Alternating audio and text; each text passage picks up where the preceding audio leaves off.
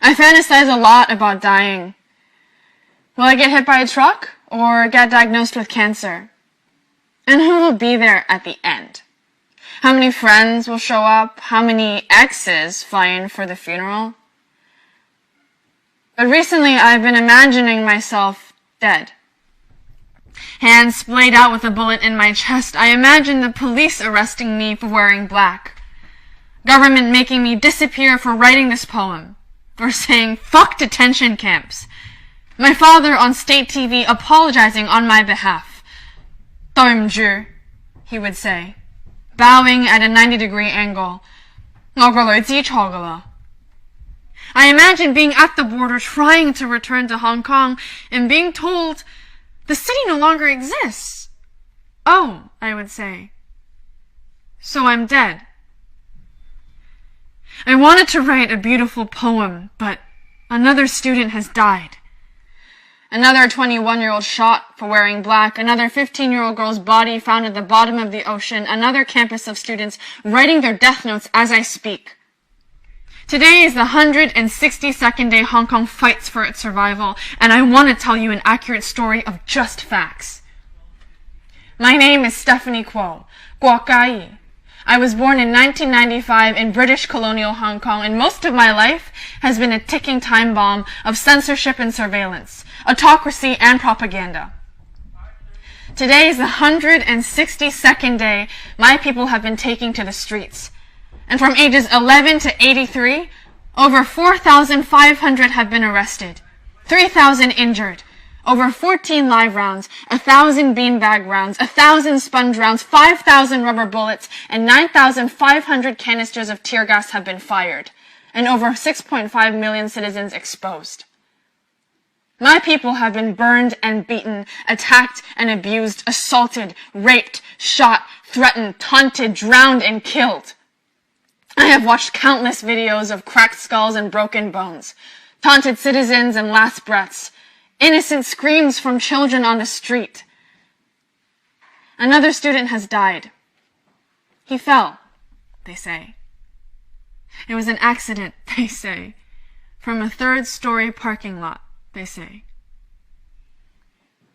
When he died, the policeman laughed, declared they would pop champagne to celebrate the death of another cockroach. So I want this to be a good story. I want to say, go ahead, China. Make me disappear. Arrest me for writing ugly, accurate words. Ban me from a country that has never protected my people, because these are my people. That 21-year-old shot in the stomach at 8 in the morning.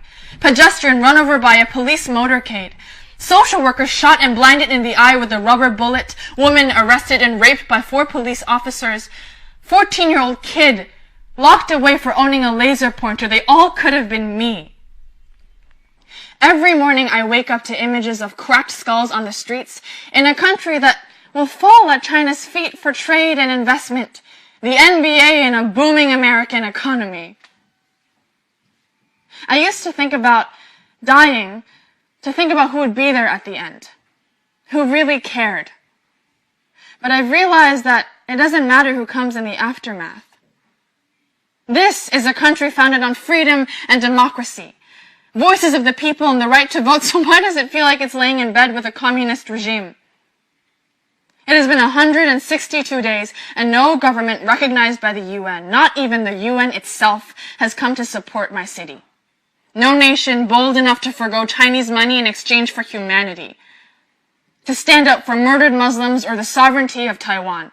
Fight to free Tibet or teenagers dying on the streets of Hong Kong. If this is a eulogy, does this mean I belong to America? Does this mean I have to stay here? To call a place that did not save my home, home? My father sits alone in our apartment in Hong Kong. He sends me videos of the violence, articles of attacks. He says he's excited for me to come home this winter. He says, it's dangerous out there. Don't go out on the streets. You could die. I imagine myself leaving home for the last time. Sometimes it looks like tear gas, like being crushed to the ground by officers and beaten by batons, but most of the time, it looks like being here, in America, taking pictures of sunsets and sipping wine out of a cup made by people trapped in a regime that does not recognize humanity. Another student has died. I know. The story gets old. So here's a poem. There is a gathering in America. It is large, it is loud, it is very festive. There are 327 million people on their feet, and they all speak Cantonese. They're all chanting, 香港人加油! 香港人唔好放棄! It is a celebration and not a funeral, a poem and not a eulogy. It overflows out of America, and nobody's wallet relies on China.